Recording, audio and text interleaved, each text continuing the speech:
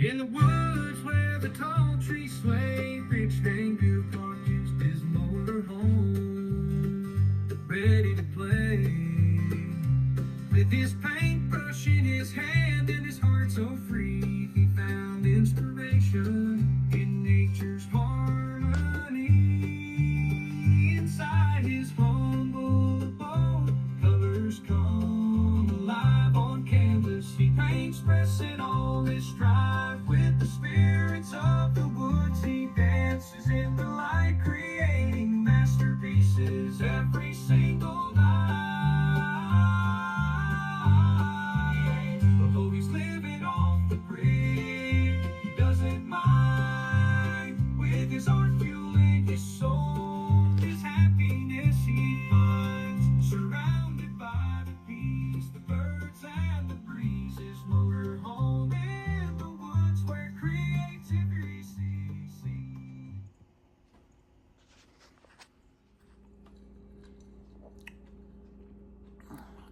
You love that song or what? My friend told me that it was probably too long, that I should put more of the song on the tail end of the film or video or whatever.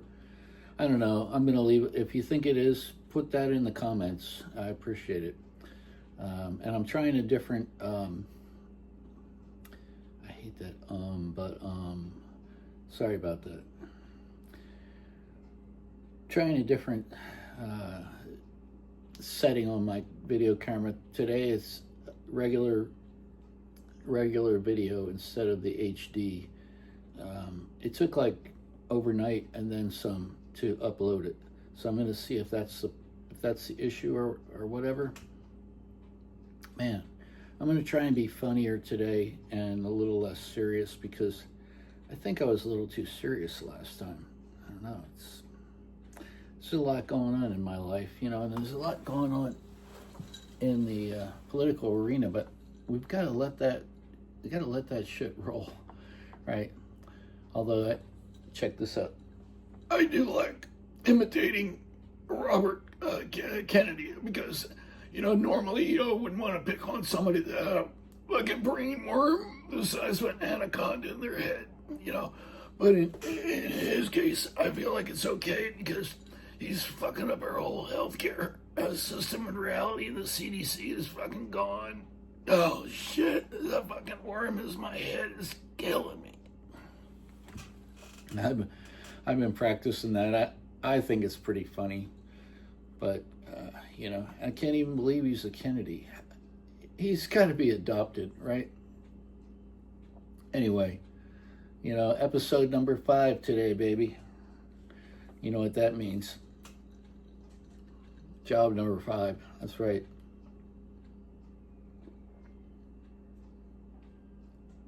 You want to know what it is? Anybody want to take a guess? It's my senior year in high school. I turned 18 in November of that year. So I had September, October, November, boom, I was 18 in my senior year. So that meant I could write my own excuses when I didn't want to come to school. And there wasn't a damn thing they could do about it. You remember how I told you the last time that I had this thing like about cops, and it's not just cops, it's like authority. You know, I think it's like a Woody Allen thing. I have a problem with authority. But anyway, turned 18 my senior year in high school, and I got me a job at the Mobil Gas Station.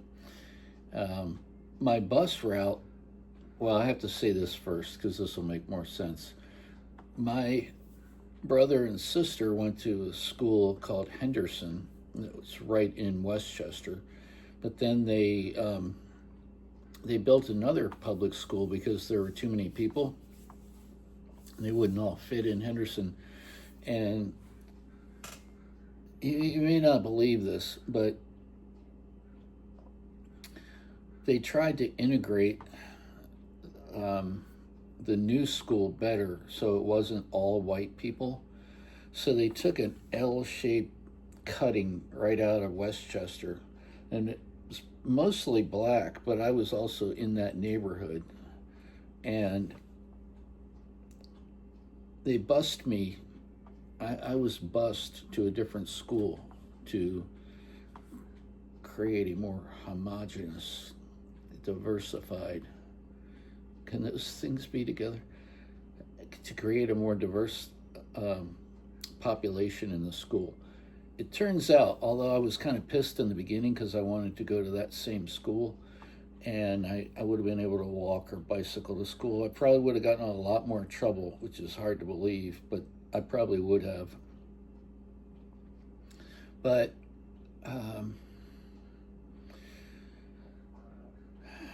it turns out that we had a way better art department, or at least I think we did. We had a photography studio, we had a ceramic studio, and a regular, pretty decent wheel. It was a kick wheel. It wasn't electric, but anyway, everybody should, if they're going to throw, they should learn how to use a kick wheel anyway, I think. But decent art department, decent art teachers, and I think it was better than what I would have had at Henderson. But again, I didn't go to Henderson, so I'm just kind of guessing on that one. But the reason I brought that up is because my bus in the morning used to take me right by this Mobil Gas Station, and I didn't have a car yet. I think it took me a couple more months to get a car. But I had a car. Oh, maybe I did. Yeah, I did. I'm sorry. My bad. I had a car and I had a motorcycle. But I still took the bus to school for a while, I remember. Maybe I'm just thinking about the 10th and 11th grade. No, I'm probably totally wrong. I was probably driving before my senior year. Because, what am I thinking? Huh, that's weird. I could picture myself taking the bus to school. Well, you'll see a lot of that in my memory. Memories. This is going way back. This is 1975, 76 year. Anyway, got a job at the Mobil Gas Station, and it was open till 11 o'clock at night. But around 5 o'clock, the owner and his son and two mechanics would leave, and so I ran it I got there as soon as I could after school, but as around 5:30 everybody would leave, and I'd be there by myself until 11 o'clock at night. Now all I had to do was pump gas. I didn't do any mechanical work at all. Every once in a while I might replace a light bulb or something for somebody in their tail lights or something like that. I think that's about the extent of it. It's pumping gas. I had 2 islands, 2 pumps on each island, so pump on each side of a double-sided pump. So there was 8 gas pumps essentially. So, and it was a bitch because this is before you put your credit card in there. These didn't have any credit card things at all. In fact, I was still using the slider for the credit cards, and most people paid cash. And but you had to keep track of, somebody wants $5 worth of gas, somebody else wants 10 gallons worth of gas. People could pump their own gas, so you had to stay on top of things. Because it could get away from you quick. And there were always people that were going to try and con me and rip me off. But at the end of the night, I took all the cash. In fact, every time I got $100, I was supposed to drop it into the floor safe, which had an opening about this big around, I guess, something like that. And just a slot in there. And so I would just drop the cash in there with notes written on there about when I dropped it, how much it was. And at the end of the night, I would have to, what they would call, stick the tanks, and you take a long, like a 6-foot long, 10-foot long pole that has a scale on it. You measure how much fuel is still in the tanks, which are underground, and it has a little opening on there. So I would do that, and yeah, I never got robbed, never had a bad time, really. I remember one guy was pretty upset because they had done an oil change on his car, but they didn't tighten up the oil filter canister. It was kind of a unique kind of, I think it was a Jeep or something, but anyway, the thing was leaking oil like a sieve, and he was pissed and thought he might have ruined his motor because so much oil ran out of it. He was real upset, and I had nothing to do with it. So that was probably like one of the most dramatic moments I remember. But we had a lot of good fun. And one thing that happened, which was really funny, it wasn't traumatic at all. It was really funny. Well, it wasn't funny the following day, but, and I know you're going to be probably a little upset at me because, again, I have a drawing, a pen and ink drawing, not a painting. But right here, got my watercolors, my tray. Okay, so next week, I promise, not only will I show you the Chester County Library job number 4 as a finished painting, but I'll also have this baby right here as a finished painting. Now what we've got here is a green pickup truck doing a extreme smoky burnout on one of the pumps. Guy behind the wheel is Frankie, aka the Leprechaun.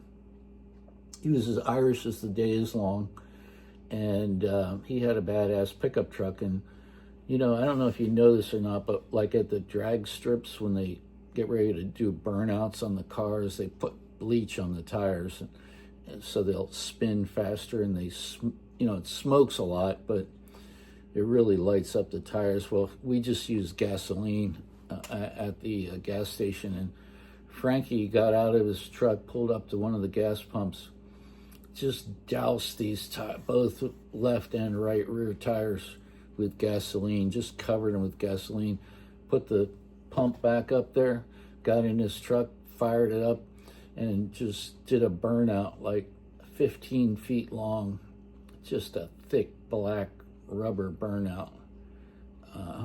And we were, me and another guy, Paul Pence, who actually married a friend of mine. And that's another story I'll get into later, but she and I are still friends, and I look forward to seeing her in person. Hi, Annie. Annie Pence. Annie married Paul, but this is the other mechanic, Frankie. And the next day, the owner came in, and it was just like this. Each tire, you know, was like this wide.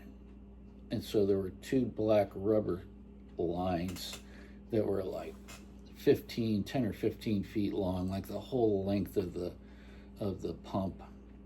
He's like, what the fuck happened here? And I'm like, I'm not diming anybody out. I'm like, I don't know. Well, after further interrogation, I guess they figured I was going to get in a lot of trouble for it because it wasn't there when he left. So Frankie owned up to it, and Frankie had to had to scrub it off of there, and got a good yelling at by the boss. And yeah, they had some good cars. Paul had I think it was a Galaxy with a 440 in it, and I remember he let me drive it one time, and it had a really nice, like brand new shift gates in the transmission, and I just grabbed a gear and boop, chirped the tires right in front of him, and he was like,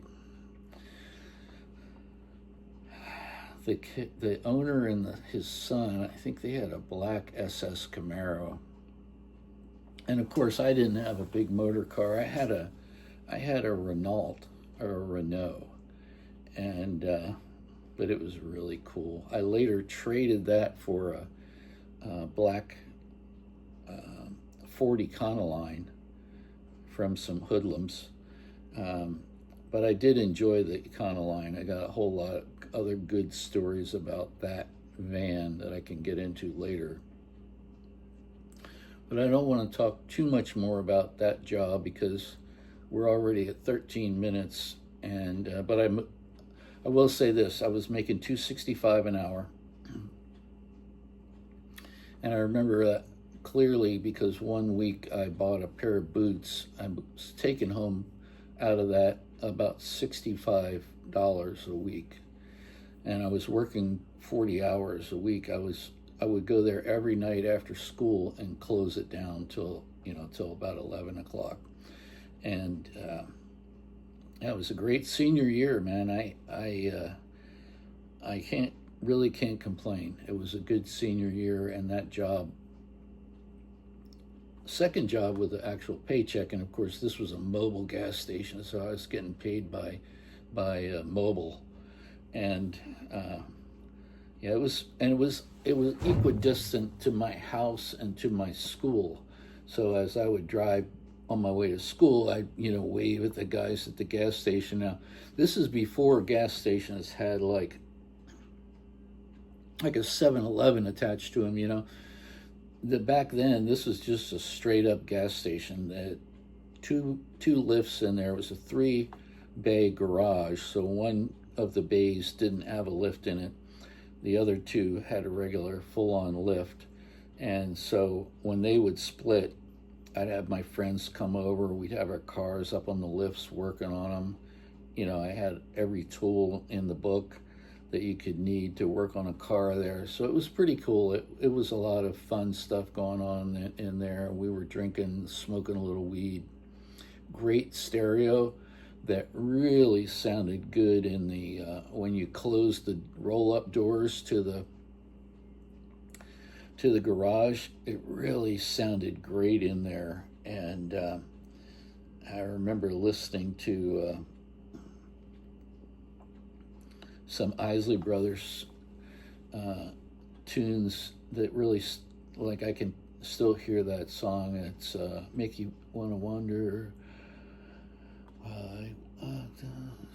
It's time is increasing, trigger happy policing. I know I'm butchering that song, but anyway, I'll put it on later. And but it was a good stereo, sounded great in there. Okay, that's enough about that job, because it is what it is. Got me through high school, got me some cool stuff. I remember one week I bought a pair of really nice hiking boots. It took a whole week's paycheck for these $65 boots, and I had them for like over a year. I remember, like, I just wore those things all out. And yeah, so that's good. That's all good. Sometimes I would ride my motorcycle, which I really loved, because in the summer I worked there more than just a school year, and I think I worked there maybe 6 months after I graduated. I'm not positive about that, but it was like loved riding back and forth from my home. And moved out of my house that year, got my own room in a house that a friend of mine was renting. Cindy like the wind, who was a sister of a good friend of mine. Cindy Wilson was Mark Wilson's sister. And another dude that lived in the house, he was doing a little heroin, and Scott, and he was a fabulous piano player. All I was doing back then was drinking and smoking pot. I hadn't gotten into anything other than that. Maybe a little bit of crank or PCP once in a while, doing that crazy shit. Ugh, God, that's just disgusting. Both of them are disgusting drugs, but the good weed and good times and noodle salad at that little house. And what else did I want to talk about today? Oh yeah, I know what it was. I talked to my friend in Portugal today. Our first time actually speaking to each other. Farmer for Fun is his website and his YouTube channel, and I've been watching him for about 4 years now. Started watching him when I was doing my research on Portugal for my graduate degree. I did a thesis and I published another book, hand printed this book, 13 copies, with a letterpress machine and color silk screens that accompanied the stories in the book. But Joseph and I have never actually talked to each other. Joseph Marsh and his wife Mariana, and they have 2 kids and have a beautiful cherry farm and a big stone house in Portugal. But Farmer for Fun, you got to check it out. I'll put it in the I'll start putting links in the front of the videos. I haven't done that yet. I know I keep saying I'm going to, but Travels with Kristen is the other one. Kristen Wilson, she really no relation to the other Wilson I just mentioned, but Travels with Kristen. And the name of her show kind of inspired me, but she's been to over 60 countries and she's a relocation expert. So hopefully she'll help me a little bit. But I got to talk to Joseph today, and I thought I had picked out a property, but he said I need to hold on because there's one coming up that he really likes that he's going to send me some pictures of. But I also emailed and copied him on the email an attorney, a real estate attorney in Portugal. Haven't spoken with him yet, but he speaks English and Portuguese, which is good because Joseph speaks both as well, but I don't speak Portuguese yet. I'm going to learn how to speak Portuguese, and I know it'll be an easy deal for me once I'm immersed in the culture and the language. Maybe not easy, because Portuguese is not an easy language, but I was learning how to speak Japanese when I lived in Hawaii, and because of the immersive, there were so many people spoke Japanese, like I'd say 80 or 90% of our guests only spoke Japanese. That's another job, and I'm not going to reveal that yet. What hotel that was, but it was a famous one in Waikiki. That's all I'll say for today. And I've been thinking about this whole thing of keeping from you what my current job is, what 52 is, and I guess I'm going to keep doing that. I guess I'm going to keep it a secret. But like I was saying, if you look at my Facebook pages, eventually you're going to figure it out anyway, which is no big deal, right? It's not a big deal. That's not the only thing that Travels with Carl is about, although it is a big part of it. I'm going to talk a lot about art. I'm going to teach people how to paint, how to think about painting, how to draw. If you're interested and you want to know how to draw, I can teach you how to draw. And the most important thing is that you find it in your heart to love your own artwork, okay?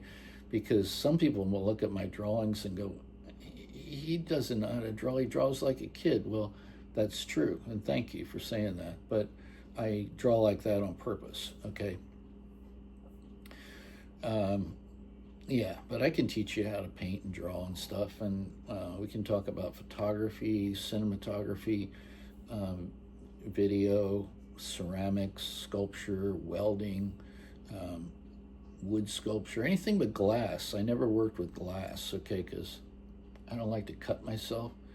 Yeah, like all the saws and stuff I work with, they're not dangerous. No, they're all dangerous, but for some reason I never worked with glass myself. I did have the opportunity to do it, and maybe someday I'll have a desire to do it, but probably not. But I'd love to talk about art and talk about culture, and like I said, I'm going to try to remain apolitical today because, except for my Kennedy impersonation, I'm just not going to go there today. Oh yeah, I know what else, I almost forgot. I'm in my house, okay? So I said I would show you my house, okay? So this is where I sit most of the time. It's like, look at my hummingbirds out there. You can probably see the little feeders out there. There's a cool painting, huh? I didn't do that, but it's Mona Vader. My friend did a whole series of knockoffs of Mona Lisa. There's a little knick-knack and closet. It's meant for dishes, really, but I put all kinds of stuff in there. There's a big print that I did. Here's my kitchen. Oh, look, meth shed. That stencil is going to be for my my meth shed, which is out back. Kitchen, right? Okay, here's my living room. Got some racks for drying prints right there. 2 giant windows. Just started hanging up my guitars and stuff because I got hooks for that a long time ago. There's a lovely piano that I actually brought that from Portland to LA and back to Washington. And